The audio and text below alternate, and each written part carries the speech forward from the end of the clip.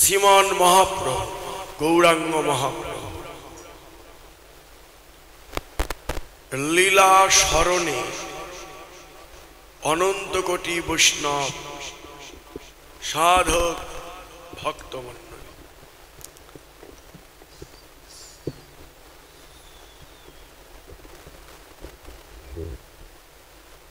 এই সাইড দিয়ে বসলে ভালো হয়। আমার মায়েরা আসবে তো অনেক, মনিটরটা আপনারা এই সাইড দিয়ে বসলে ভালো হয়, অনেক মায়েরা আসবে। যাই হোক, মনিটরটা ছিল। লীলা আস্বাদনে গৌরাঙ্গ মহাপ্রভু, আর লীলা স্মরণকারী হচ্ছেন ভক্তগণ। সময়টা হলো নক্তকাল। এই অষ্টকালীন আপনারা শুনছেন। অষ্টকালীন তো আর 3 দল দিয়ে হয় না, 4টি দল লাগে।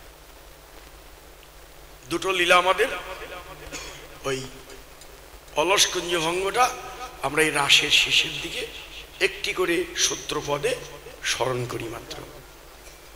4টি দল থাকলে বিস্তারিত এই এক অলস এবং কুঞ্জভঙ্গ হতো। যাই হোক, আমাদের বরাবরই এ সমস্ত অঞ্চল দিয়ে 3টি দলই থাকে। রাসের পরে ওই একটি সামান্য অলসের একটি পদ আর ভঙ্গের একটি পদ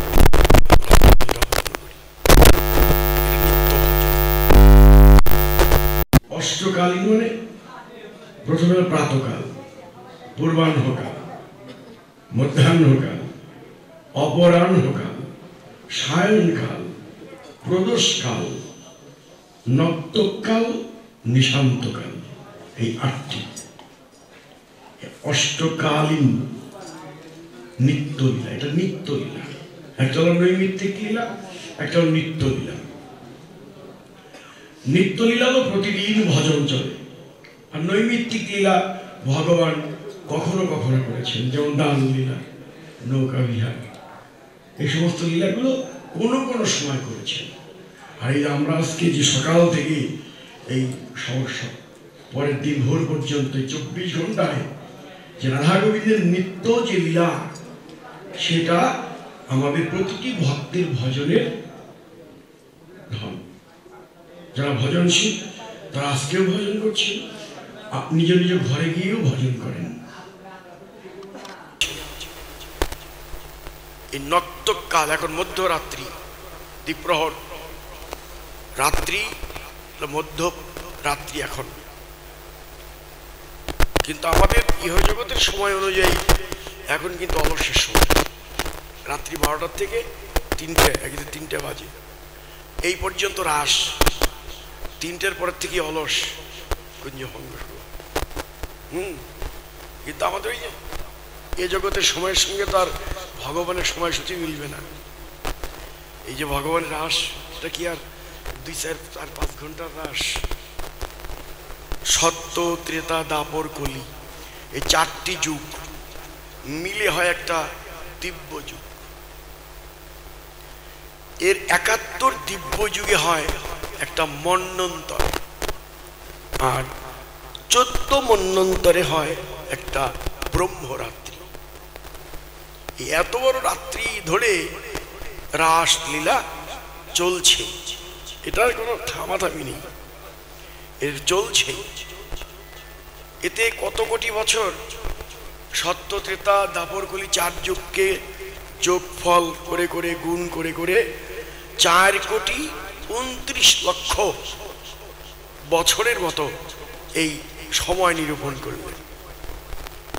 তাহলে রাস চিন্তা করা যায়, এই 2, 4, 5 ঘন্টার রাস নয়, এটা অনন্তকাল ধরে রাস চলছে। ভক্তের হৃদয় মন্দিরেও রাসস্থলী বানিয়ে, নিকুঞ্জ মন্দির বানিয়ে যারা শ্রী রাধা গোবিন্দের মহারাস স্মরণ করছেন, সেই ভক্তের চরণধূলি আমি মাথায়।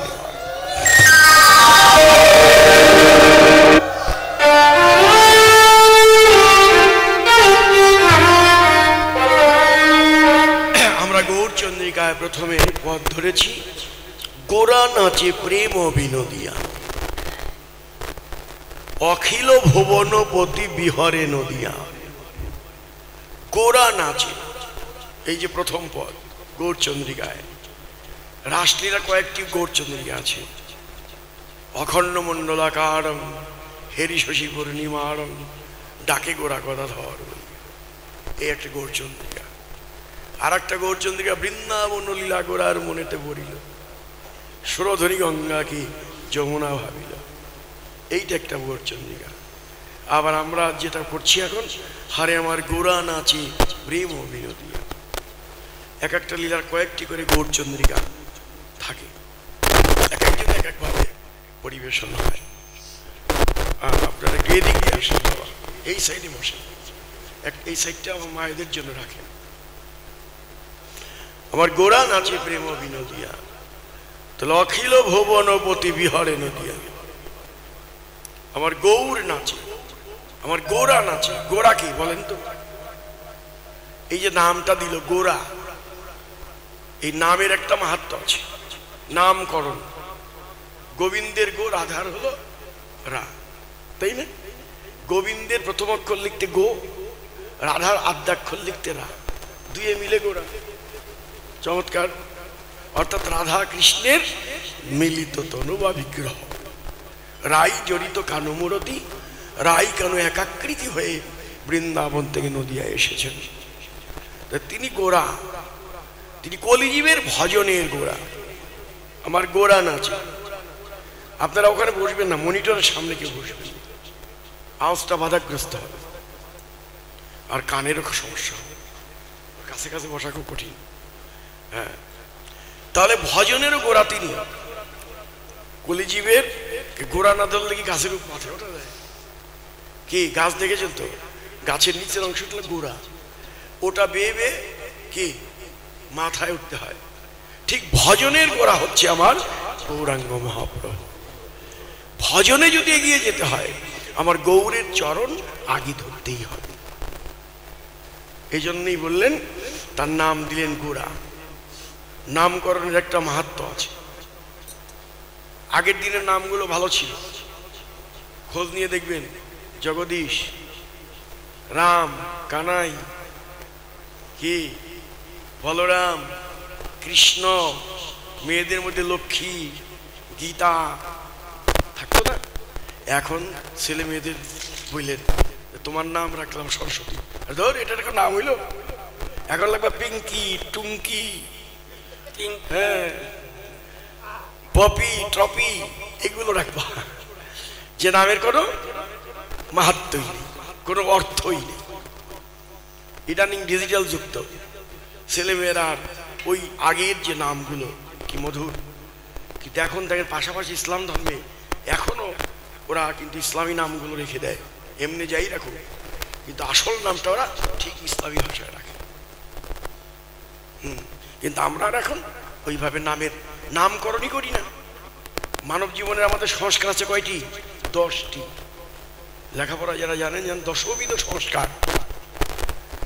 মায়ের গর্ভের থেকে আমাদের সংস্কার হয়।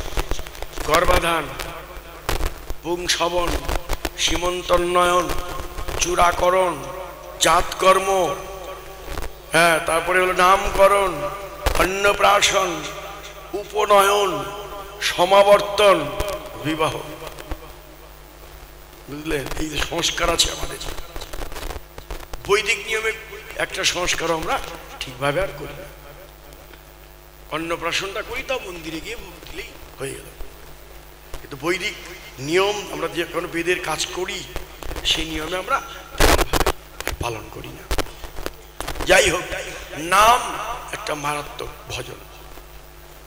নামাভাসে মুক্তি লাভ করেছিল কে জানেন তো? নাম করে মুক্তি লাভ করলেন অজামিল। ছেলের নাম রেখেছিল নারায়ণ। অজামিলের ছেলের নাম ছিল নারায়ণ। এখন অজামিল যখন মারা যাবে, উলধ্বনি দাও, জয় রাধে।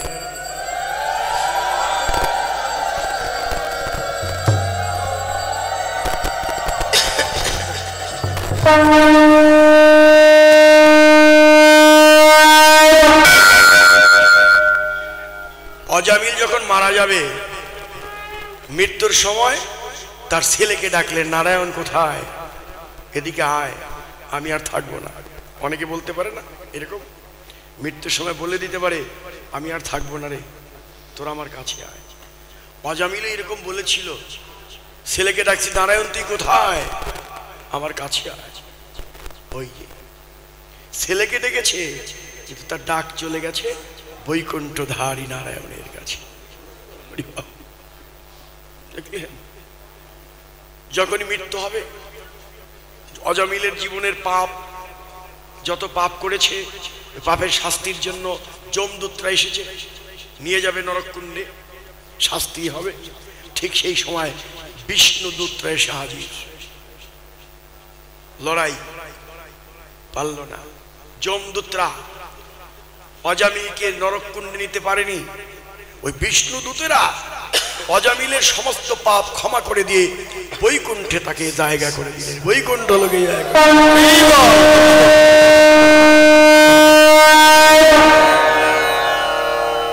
তাহলে দেখুন, নামাভাসে মুক্তি পেল। মৃত্যুর সময় নারায়ণের নাম করেছিল বলে ছেলের নাম করলে ওই নাম চলে গেল ওই নারায়ণের কাছে, সাক্ষাৎ নারায়ণের কাছে। এই জন্য নাম দেখেন কি মধুর। নাম, নামই অভেদ, যেই নাম সেই গৌর, সেই কৃষ্ণ। তাহলে নাম করো। মৃত্যুর সময় যে যে নাম নিয়ে মৃত্যুবরণ করে, এটা ভগবান বলেছে না, গীতায় বলেছে। শ্রীমদ্ ভগবত গীতা আমাদের নিত্য পাঠ করার জন্য প্রতিদিন কিছু না কিছু গীতা পড়তে হয়। কথা বলবেন না, সংস্কৃত পড়ি বা না পড়ি, যদি নাও পারি উচ্চারণ করতে, বাংলাটা পড়লেও লাভ। বঙ্গানুবাদ, সরলার্থ, এগুলো তো আমরা পড়তে পারি। কে বলেছে যে গীতার শ্লোক না পারলে ওটায় কোনো লাভ নেই? এটা ভুল ধারণা। আমি অজ্ঞ, আমি মূর্খ, আমি জানি না গীতা পাঠ করতে। ওই যে শুনেছেন নবদ্বীপে ব্রাহ্মণ, নবদ্বীপের এক ব্রাহ্মণ গীতা পাঠ করছিলেন। নবদ্বীপে বড় বড় পণ্ডিতরা ওখান দিয়ে যাচ্ছিলেন গঙ্গার ঘাট দিয়ে।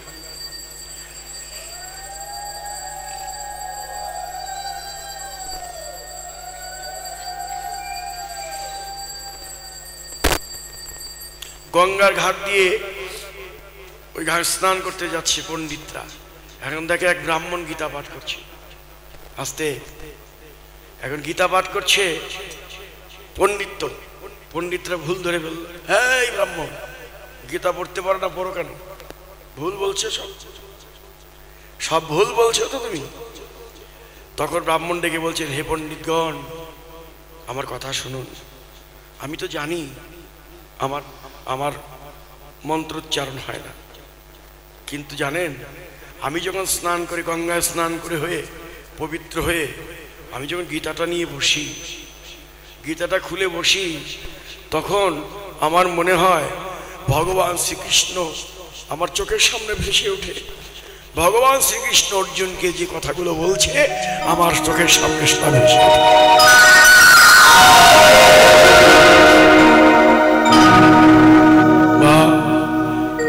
ব্রাহ্মণরা নয়নের জল ছেড়ে দিয়ে পণ্ডিতরা ব্রাহ্মণকে জড়িয়ে ধরলেন।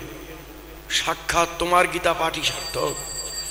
আমরা এত পাণ্ডিত্য দিয়ে আমাদের গীতা পাঠের এই জ্ঞান হয়নি, কিন্তু তোমার গীতা পাঠই সার্থক, আমাদের কৃপা করো। জড়িয়ে ধরলেন।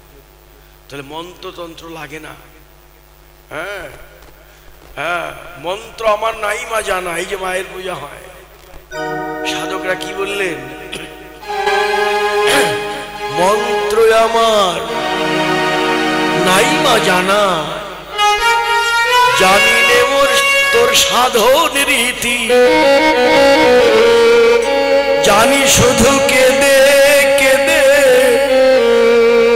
মা বলে যে ডাকি নীতি। মন্ত্র আমার নাই মা জানা, জানি নে তোর সাধন রীতি, জানি শুধু কেঁদে কেঁদে মা বলে যে ডাকি নীতি। ডাকার মতো ডাকলে পড়ে পাষাণেরই অশ্রু ঝরে এমনি করে শিখাও মোরে আমার মনে এই কামনা তোর পূজা তুই শিখিয়ে দে মা শিখিয়ে দে তোর আরাধনা মন্ত্রের প্রয়োজন হয় না শুধু হৃদয়ের প্রেম ভক্তি অর্ঘ্য একটু নয়নের জল মাকে দিতে পারলেই গ্রহণ করেন কিচ্ছু লাগে না হ্যাঁ শুধু তার ছেলে হতে পারলে মা তো কি মা কি করে ছেলের এটো ছেলে খেয়েছে ওই পাতের ছেলের এটো খেয়ে ফেলে রামকৃষ্ণ তাই করেছিল নে দর খা খাবি না এই মা খা ও আমি তোর ছেলে আমি না খেলে খাবি না নিজে খেয়ে মাকে সেটা খাইয়েছে এটা হলো মায়ের ভালোবাসা মা বাধ্য সন্তানের ভালোবাসা মা বাধ্য হয়ে সেটা খেতে বাধ্য ওই রকম আমার ভগবানও তাই ভগবান তার ভক্তকে উপেক্ষা করে যেতে চায় না ভক্ত যখন ধরে ফেলে না সেখান থেকে যেতে পারে না সে বলে তো আমার ভক্ত আমার কাছে সবার উপরে আমি হতে আমার নাম বড় নাম হতে আমার ভক্ত বড় ভক্তের চেয়ে ভক্তের চরণ ধুলি আমার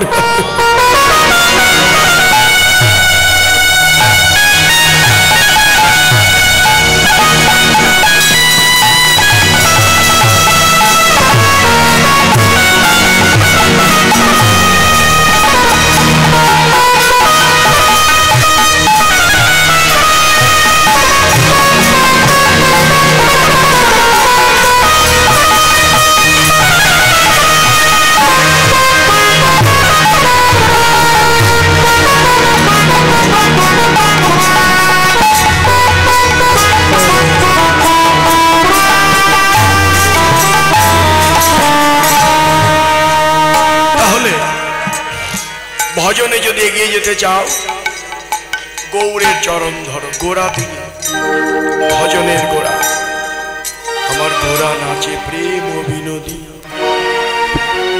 অখিল ভুবন ভৌতি বিহরে নদিয়া তিনি পতি পতি মানে স্বামী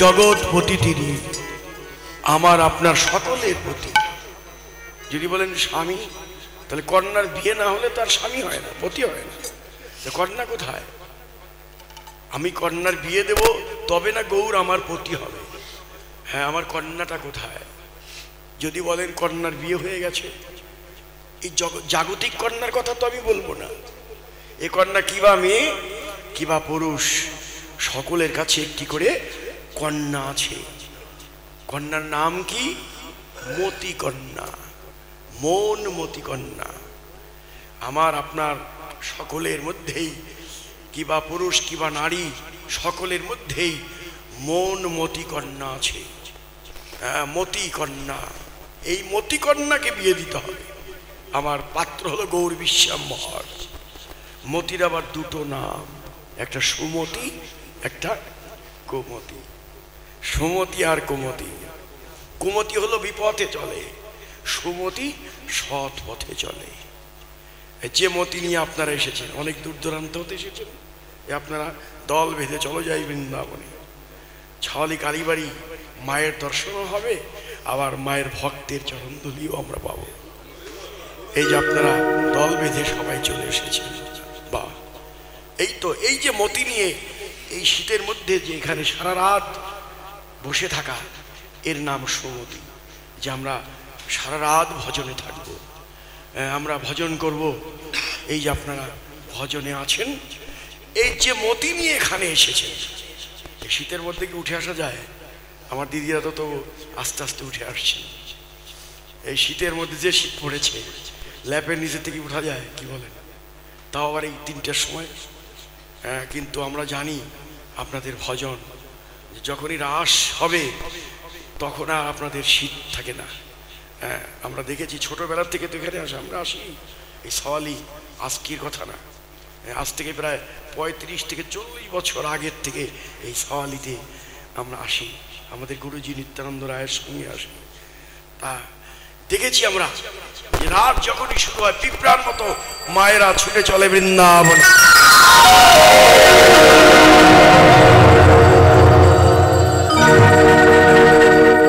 হ্যাঁ, সে ধারাটা আপনার এখনো কিছুটা অব্যাহত রেখেছেন, যে ছুটে আসেন আপনারা, এটাই তো ভজন। হ্যাঁ, আজকে আমার গৌর হরিকে পতি মনমতি কন্যার যদি সম্বন্ধ করতে পারি তবে আমার ভজন সার্থক হবে। মনমতি কন্যার বিয়ে দাও। আজ তিনি আমাদের গোরা, তার সঙ্গে কন্যার বিয়ে। অখিল ভুবনপতি বিহরে নদিয়া, নদিয়ায় বিহার করছেন।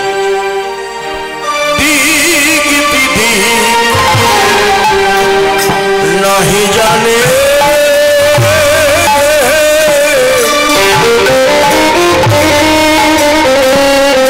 নাচিতে নাচিতে গোরা মালিক বিধি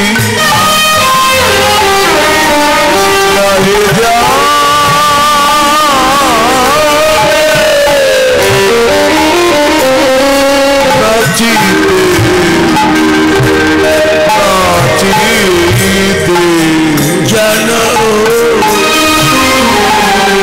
ভাবে ভোরা যেন, ভাবে ভোরা যেন,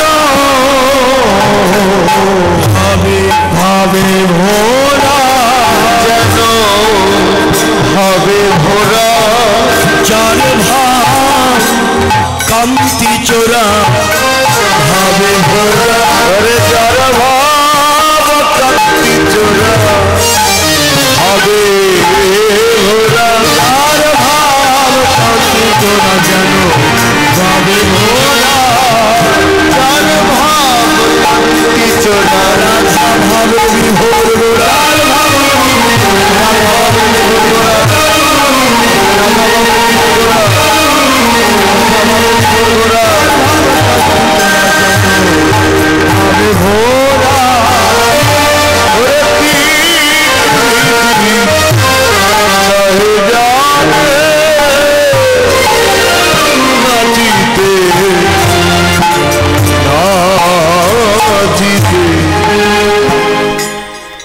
গৌরাজ রাধা ভাবে বিভোর হয়ে নাচিতেছেন। দিক বিদিক নাহি জানে নাচিতে নাচিতে, আবার চাঁদ মুখে হরি বলে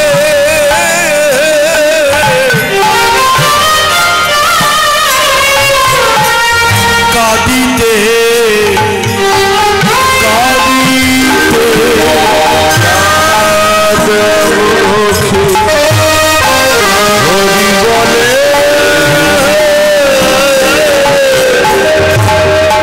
কাঁদিতে কাঁদিতে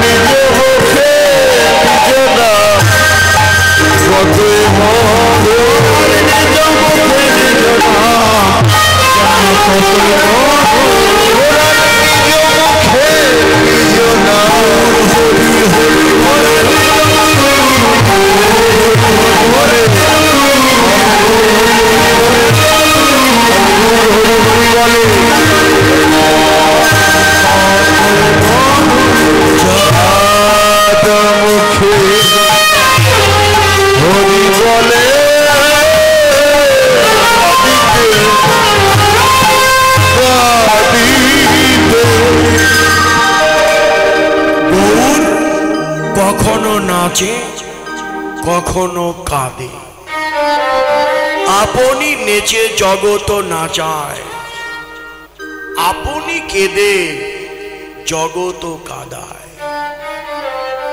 নিজে না কাঁদলে অপরকে কাঁদানো যায় না। তাই গৌর নিজে কাঁদছে, আচার্য তো, তবে তিনি নিজের জন্য কাঁদছেন না। কার জন্য কাঁদেন? উচ্চ স্বরে কাঁদে প্রভু এই জীবেরও লাগিয়া, আমাদের জন্য তিনি কাঁদেন। আমি তো কৃষ্ণ বলে কাঁদি না, গৌর বলে কাঁদি না, আমিও কাঁদি। আমি আমার সন্তানের জন্য, আমার স্ত্রী পুত্র পতি এসব ইহ জগতের কোনো কিছু হারিয়ে গেলে আমি কাঁদি। কিন্তু এই কান্না তো আসল কান্না নয়। কাঁদতে হলে কাঁদতে হবে কৃষ্ণ। আমার গৌর হরি তাই কেঁদেছেন। কি বলে কেঁদেছেন? কৃষ্ণ কৃষ্ণ বলে নয়ন কমল জলে, ধারায় ধারায় ধরা ভাসালো।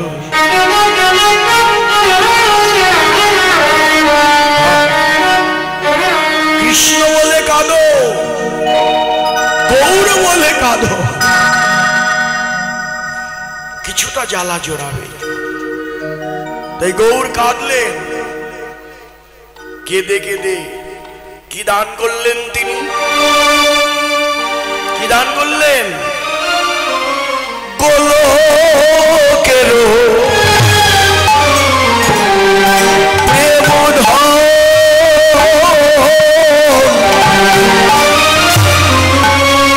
দিল সবারে যাচ্ছি ও সেই দিল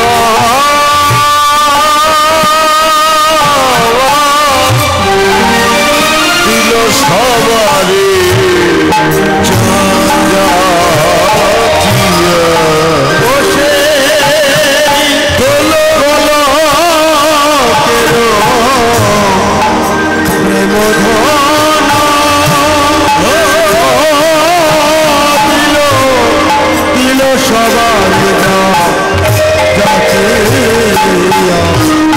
ছিল অনর্পিত, ছিল অনর্পিত, অনর্পিত ছিল অনর্পিত।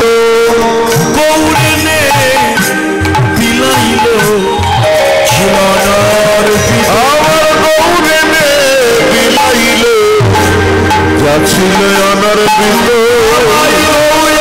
বিলাইল যা ছিল অনর্পিত, আমার গৌরে বিলাইল অনর্পিত।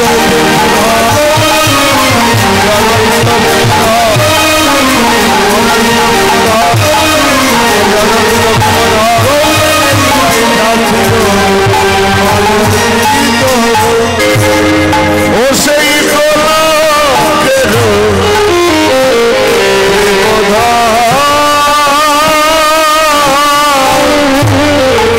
দিল সবারে জাতি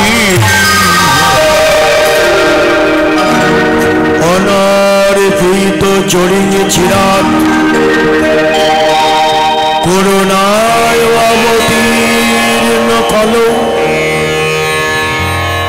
সমার পায় তমন্নত উজ্জ্বল রোশন সভক্তি হরি পুরত সুন্দর দুটি কদম্ব সন্নিধিত সদা হৃদয় কন্দরে স্ফুরত সচিব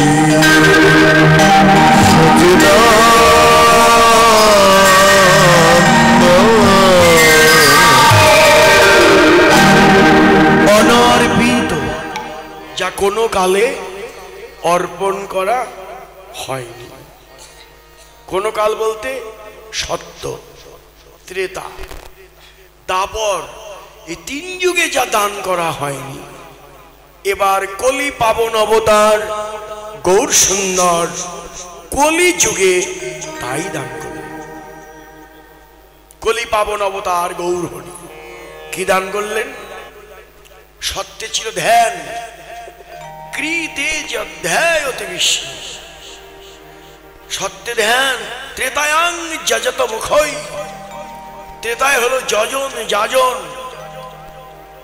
তারপরে পরিচর্যা, তারপরে হলো সেবা পরিচর্যা, আর এবার কলৌ তথ্য হরি সংকীর্তনা। এবার কলিযুগে হরিনাম সংকীর্তন, যজ্ঞে করে কৃষ্ণ আরাধন, সেই তো সুমেধা পায় শ্রীকৃষ্ণের চরণ। কলিকালে নাম রূপে কৃষ্ণ অবতার, নাম হইতে হইবে সর্ব জগৎ উদ্ধার।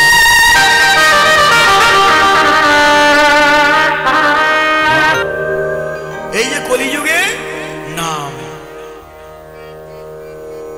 কিন্তু নাম তো আগেও ছিল ভাই। সত্য যুগে একটা নাম ছিল, ত্রেতা যুগেও নাম ছিল, তারপরেও নাম ছিল, কলিতেও সেই নামই আছে। গৌর নতুন কি দিল? প্রশ্ন হতে পারে। নাম তো ছিলই, বিভিন্ন রূপে ছিল, হ্যাঁ, কিন্তু কলিযুগে মহাপ্রভু সে নামই তো আনলেন, কিন্তু তার সঙ্গে নতুন কি দিলেন? এই যে পদকর্তা বললেন নতুন দিল কি? গোলকের প্রেম, প্রেম সে দিয়েছে কি? নামের সঙ্গে প্রেম মিশ্রিত করে দিয়েছে। আহা, প্রেমের অবতার। প্রেম আবার কোথা থেকে আনলেন? গোলক থেকে। গোলক বৃন্দাবন, প্রেমের ভান্ডারীকে, বৃন্দাবনে প্রেমের ভান্ডারীকে শ্রীমতী রাধারানী। ভান্ডারঘর চিনেন তো? দীর্ঘদিন উৎসব হচ্ছে স্থলে, ভান্ডারঘর আছে তো? কি আছে না? চাল ডাল লবণ সব এক জায়গায় রাখা হয়, ওখান থেকে সাপ্লাই হয়। একজনকে ওখানে বসিয়ে রাখা হয় যে তুমি সাপ্লাই দিবে যা যা লাগে, ওটাকে বলে ভান্ডার ঘর। সব ধন সম্পদ ওখানে জমা, ওখান থেকে দেবে। ঠিক প্রেমের ভান্ডারী বৃন্দাবনে শ্রীমতী রাধা ঠাকুরানী। আমার গৌর হরি কি করলেন জানেন? চুপি চুপি চোরের মতো ঢুকলেন বৃন্দাবন, চুরি করলেন ধনীর ধন। ধনীকে কোটি কোটি টাকা, বাড়ি গাড়ি, ইন্ডাস্ট্রির মালিক আপনি, হ্যাঁ, আপনি এই জগতের ধনী হতে পারেন, কিন্তু আমার ভক্তি শাস্ত্রে এই ধনীকে ধনী বলা হয়।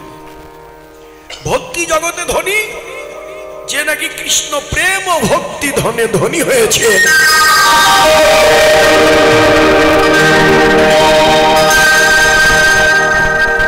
তিনি হচ্ছে শ্রেষ্ঠ ধনী। আজকে গৌর ভাবলেন আমি কলিজীবের সবাইকে প্রেম ধনে ধনী করব, তাই আমি এমন জায়গা থেকে প্রেম আনবো যার হৃদয়ে অফুরন্ত প্রেম আছে। হ্যাঁ, অফুরন্ত প্রেম। সেই প্রেম যদি আনতে হয় আমাকে বৃন্দাবনে যেতে হবে, রাধার কাছে যেতে হবে। তাই তিনি চুপি চুপি বৃন্দাবনে ঢুকলেন, চুরি করলেন ধনীর ধন। চুরি করে এবার যখন বেরিয়ে আসবেন, দেখে দ্বারে দ্বারে প্রহরী লাগানো। এখন এখন তো আমি বেরোতে গেলেই ধরা পড়বো, প্রহরীর হাতে। প্রহরী লাগানো কেন বলেন তো? রাসলীলা, সর্বলীলার চূড়ামণি রাসলীলা। এখানে যেন অনধিকারে কেউ প্রবেশ করতে না পারে, তারে প্রহরী লাগানো আছে। এত সহজেই আপনি ঢুকে পড়বেন? হ্যাঁ, পাস নাই, কার্ড নাই, প্রধানমন্ত্রীর কাছে যাওয়া কয়েকটা গেট পার হয়ে তারপর যেতে হবে। কত চেক আপ, যে আপনার পাস কার্ড আছে কিনা, আপনি সঠিক কিনা, এগুলো দেখে দেখে কয়েকটা গেট পার হয়ে তারপরে আসল ব্যক্তির কাছে যেতে হয়। ওই রকম আমার ভগবানের কাছে যেতে হলেও এত সহজে যাওয়া যাবে না ভাই। আমার কার্ড চাই, হ্যাঁ, আমার পাস দেখাতে হবে, সেটা ভজন সাধনের কার্ড যারা আছে।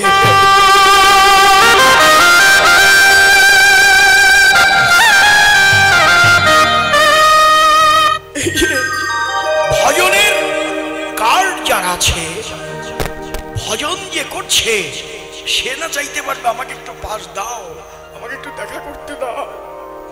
আমি যে সারা রাত বৃন্দাবনে বসে তোমার নাম করেছি, তোমার নাম শুনেছি, তোমার ভক্তের সঙ্গ করেছি, আমাকে একটু পাস দাও, আমি যেন তোমার ওই চরণ।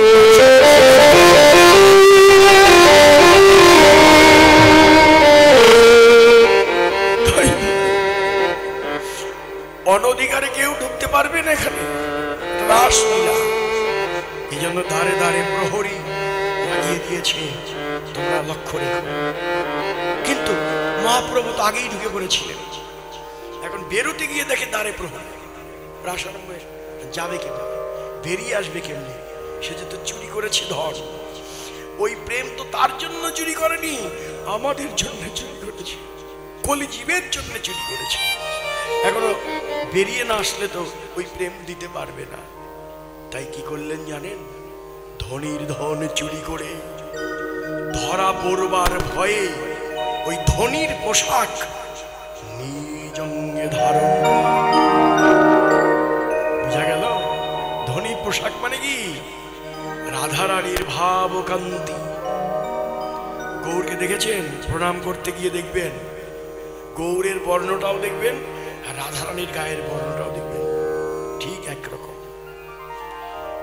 একরকম জানেন, যারা চিত্রকর ভাস্কর তারা কিন্তু ভজন অনেক, যারা মূর্তি আঁকে হৃদয়ের মধ্যে তারা আগে অঙ্কন করে নেয়, তারপরে বাইরে আঁকে, তাদের প্রণম্য, তাদেরকে প্রণাম করতে হয় যে তুমি ভাগ্যবান, তোমার হৃদয়ে ওই রূপ তুমি এঁকেছ, তাই তুমি বাইরে আঁকতে পেরেছ। রাধার গায়ের বর্ণ আর গৌরের গায়ের বর্ণটা এক, এটাকেই বলে ধনীর পোশাক পরে আসা। গেটে যতই দারোয়ান থাক, বাড়ির কর্তা যদি গেট দিয়ে বেরিয়ে যায়, সে কি বাধা দেবে? অধিকার আছে তার বাধা দেওয়ার? বাড়ির মালিক যাচ্ছে, আমি কিভাবে বাধা? ঠিক তদ্রূপ আমার গৌর হরিও, রাধারানী তো বৃন্দাবনের রানী, হ্যাঁ, ওই রাধার পোশাক পরে বেরিয়ে যাচ্ছে, প্রহরী ধরতে পারলো না, চিনতে পারলো না। বা বেরিয়ে আসলেন, কেউ চিনতে পারলো না, এ কথা ঠিক নয়। গৌরকে চিনেও ফেলল। এই যে রামানন্দ মরম জান, কৃষ্ণ কেন আমার গৌর হলো। পঞ্চতত্ত্বের আর আপনারা রায় রামানন্দ গৌরকে চিনে ফেললেন। গোদাবরী তটে রামানন্দের সঙ্গে যখন সাধ্য সাধন তত্ত্ব নিয়ে আলোচনা হয়েছিল, রামানন্দের বদন থেকে মহাপ্রভু প্রেমের কথা শুনছিল, আর ওদিকে মহাপ্রভু শুনছিলেন। শুনতে শুনতে প্রেমের চরম পরম কথাগুলো শুনতে শুনতে মহাপ্রভু একবার ভাবে গদগদ হয়ে উঠলেন।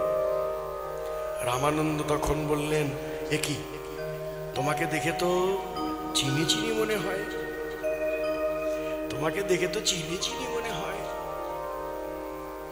অমনি মহাপ্রভু দেখলেন রামানন্দ তোমাকে ধরে ফেলল, লোকাতে চাইলেন, এই রামানন্দ তুমি যা ভাবছো আমি তা নই।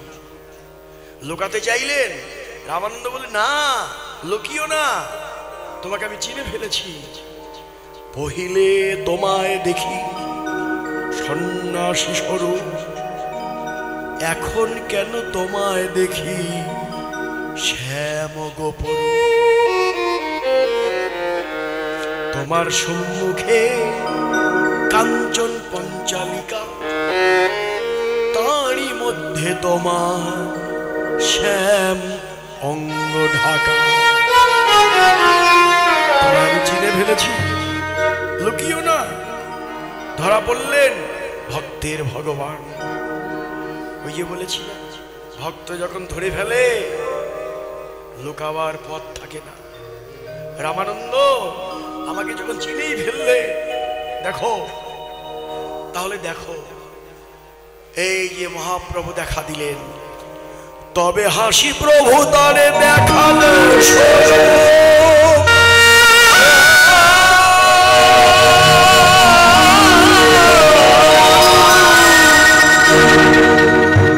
রসরাল মহাভাব।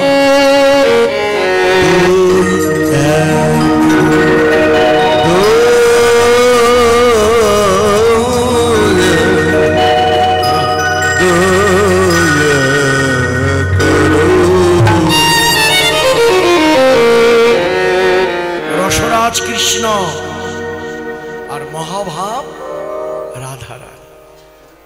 আমার গৌরের এক দেহে দুই ভাব রামানন্দের সামনে দেখালে। এই যে গৌরের স্বরূপ, ওই রামানন্দ দেখলে তো আমার স্বরূপ, কাউকে আর বলো না, এ কথাটা আর কাউকে বলো না। রামানন্দ বলল, না প্রভু, মানব না, তোমার কথা আজকে মানব না। আমি নগরীতে ঢেরা পিটিয়ে জানিয়ে দেব, ওরে নদীবাসী এসে দেখে যাও কে এসেছে নদীয়ায়। গোলকের হরি এবার এসেছে, প্রেমের ডালি মাথায় নিয়ে এসেছে। তোমরা এসো, হে নবদ্বীপবাসী তোমরা এসো, এই চরণে এসে তোমরা শরণ নাও। এই যে নদীয়ার পথে পথে ভক্তদের ডেকে এনে গোলকের প্রেমধন দিল সবারে যাচ্ছে। সবাইকে দিলেন গো, সবাইকে দিয়েছেন, কাউকে বাদ দেয়নি। ধনী গরিব দেখেনি, পণ্ডিত মূর্খ দেখেনি। আমার গৌরের হৃদয় সিন্ধুতে প্রেমের বাণ ডেকেছে। বন্যা যখন হয়, সাগরের জল উঁচু হয়ে ফুলে উঠে, ধাবিত হয় কোদিকে? নিচের দিকে। উঁচু হয়ে জল ফুলে উঠলে নিচের দিকে ছুটে, ছুটতে ছুটতে নদী নালা খাল বিল পুকুর ডোবা সাগরের জোয়ারের জলে ভাসিয়ে দেয়। নদী এত জল বক্ষে ধারণ করতে না পেরে দুকুল ছাপিয়ে চলে যায়। তখন উঁচু নিচু নেই, পবিত্র অপবিত্র নেই। জোয়ারের জলে যেমন সবাইকে ভাসিয়ে দেয়, ঠিক তদ্রূপ আমার গৌরের হৃদয় সিন্ধুতে সাগরে প্রেমের বাণ ডেকেছে। ওই প্রেমের জোয়ারে আজকে ব্রাহ্মণ পণ্ডিত নেই, পণ্ডিত মূর্খ নেই, ব্রাহ্মণ চণ্ডাল নেই, পবিত্র অপবিত্র নেই, স্পৃশ্য অস্পৃশ্য নেই, সবাইকে প্রেম বন্যায় ভাসিয়ে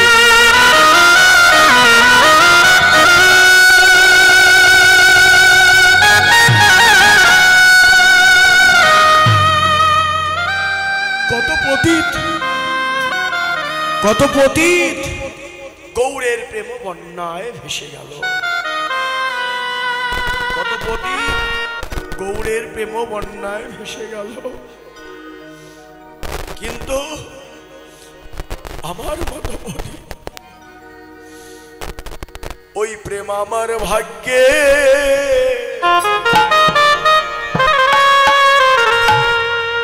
হলো না, না রে ভাই প্রেম কেবল আমার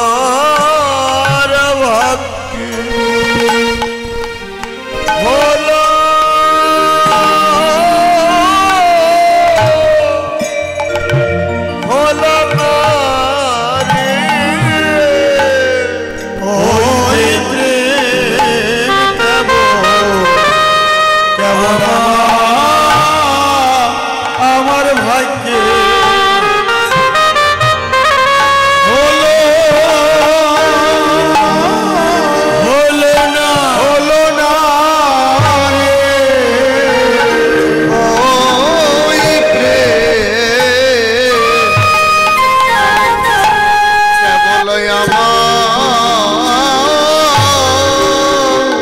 ভাগ্যে বলো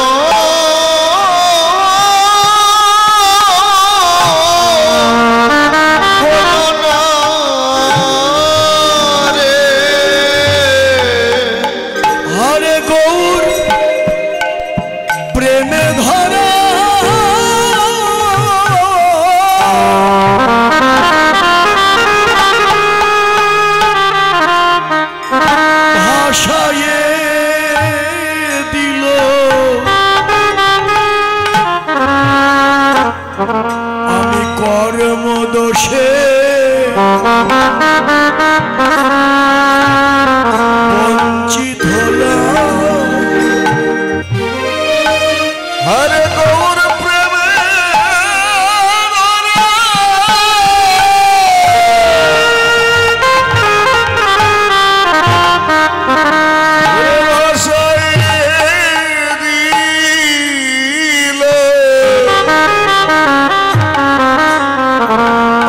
কেবল করম দোষে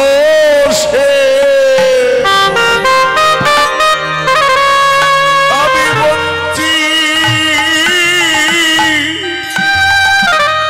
বঞ্চিত হলাম হরে গৌর প্রেম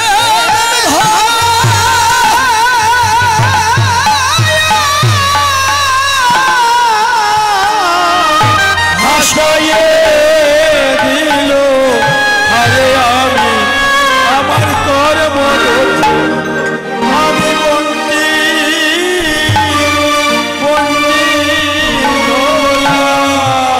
হরে গৌর প্রেমে ধরা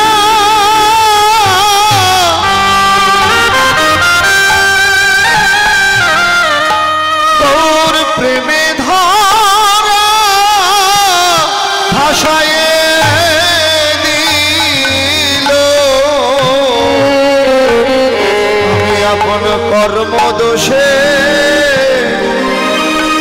বঞ্চিত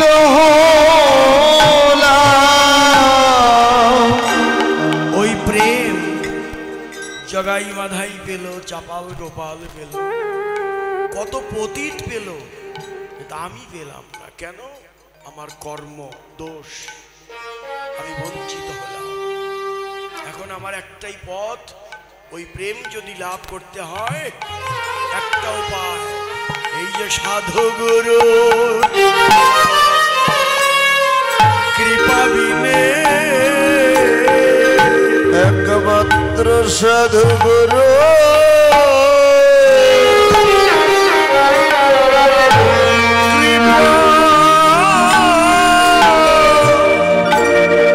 কৃপা বিনে একমাত্র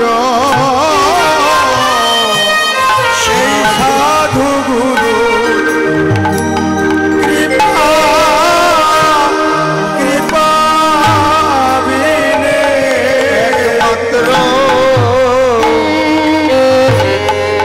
সাধু সাধু গুরু কৃপা বিনে ওই প্রেম কেউ পেল না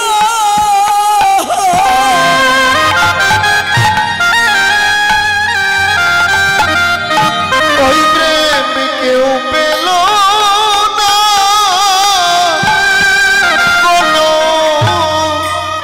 কোনো দিনে একমাত্র